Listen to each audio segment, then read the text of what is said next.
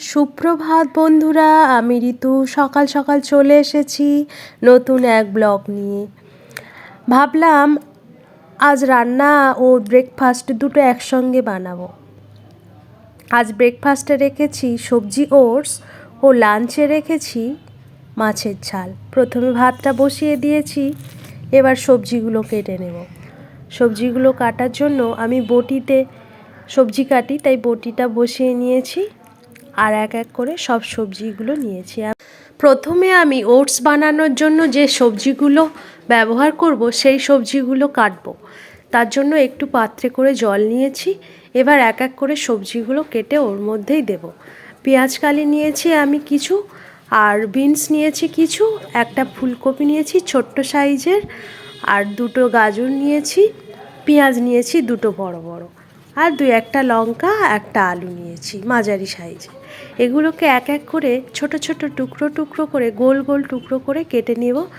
সব সবজি কাটা হয়ে গেলে সবজিগুলো জল থেকে অন্য পাত্রে তুলে রাখবো, তারপর রান্না। বাড়িতে সবাই বলে আমি নাকি বড্ড স্লো, ধীরে ধীরে কাজ করি। আপনারাই বলুন, সবজিগুলো আমি কি খুব ধীরে কাটলাম? এবার পেঁয়াজ কাটার পালা। পেঁয়াজ কাটতে গেলে আমি রোজ কাঁদি। আপনারা কারা কাঁদেন আমাকে কমেন্ট বক্সে জানাবেন। যাই হোক, অনেক কাটনাকাটি করে পেঁয়াজগুলো কেটে ফেললাম। এবার ব্রেকফাস্টটা বানাই। ব্রেকফাস্ট বানানোর জন্য এইদিকে কড়াই গরম করতে দিয়েছি, আর ওই দিকের কড়াইটা অল্পতেই গরম হয়ে যায়, তাই ওটা আগে গরম হয়ে গেছে। ওটাতে আমি মাছের ঝাল বানাবো। আগের দিন মাছ কিনে এনেছিল রাত্রে, মাছটা ভেজে রেখেছিলাম, তাই এখন একটু অল্প করে গরম করে নিলাম। এবারে এদিকের কড়াইটাতেও সবজিগুলো ভাজতে দিয়েছি। কড়াইতে সব সবজি দিয়ে নেড়ে চেড়ে ঢাকা দেবো। পেঁয়াজ দেবো না এখন, কারণ পেঁয়াজটা লাস্টে দিলেই টেস্টটা ভালো হয়। তাই নেড়ে ছেড়ে একটু হলুদ একটু লবণ দিয়ে আবার ঢাকা দেবো। ঢাকা দিয়েই সিদ্ধ করব। এটাতে একটু জল দেব না।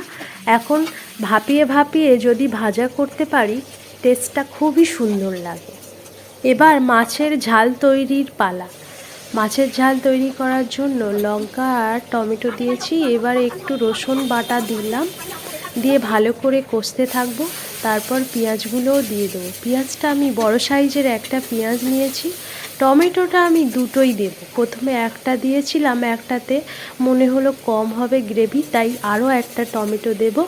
টমেটো দিয়ে ভালো করে কষাতে থাকবো। এবার নুন হলুদের পালা। নুন হলুদ আর দুটো শুকনো লঙ্কা দিলাম ঝালের জন্য। এবার এদিকে সবজিগুলো প্রায় ভাজা হয়ে গেছে, তাই আমি পেঁয়াজটা দিয়ে আবার ঢাকা দিয়ে ভাজবো।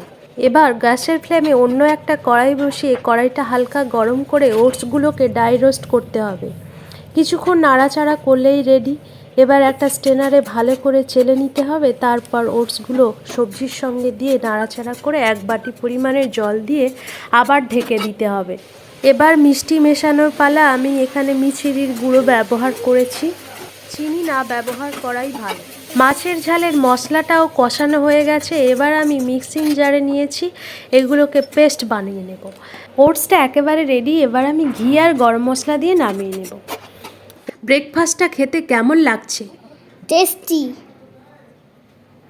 মাছের ঝালটা এতক্ষণ বন্ধ রেখেছিলাম, এবার কড়াইটা গরম করে এর মধ্যে সেই পেস্টটাকে দিয়ে দিলাম আর অল্প একটু জল দিয়ে ঢাকা দিলাম। পেস্টটা কষানো হয়ে গেছে। এবার আমি স্টিলের একটা পাত্রেতে এই মাছের ঝালটা তৈরি করব। তার জন্য একটু জল দিয়েছি গরম করে, তার মধ্যে পেস্টটাকে দিয়ে দিয়েছি। এবার ঢাকা দিয়েছি। কিছুক্ষণ ফোটার পরে আমি মাছগুলোকে দিয়ে দেব। মাছগুলোকে দিয়ে আবার কিছুক্ষণ ফোটাতে হবে, তারপরে তরকারি রেডি হয়ে যাবে। আমার মাছের তরকারি তো প্রায় রেডি হয়ে গেল, আর ব্রেকফাস্টটাও রেডি, ভাতটাও রেডি। আমার এই রেসিপিগুলো কেমন লাগলো আপনারা জানাবেন। ভালো লাগলে অবশ্যই একটা লাইক কমেন্ট শেয়ার করতে ভুলবেন না।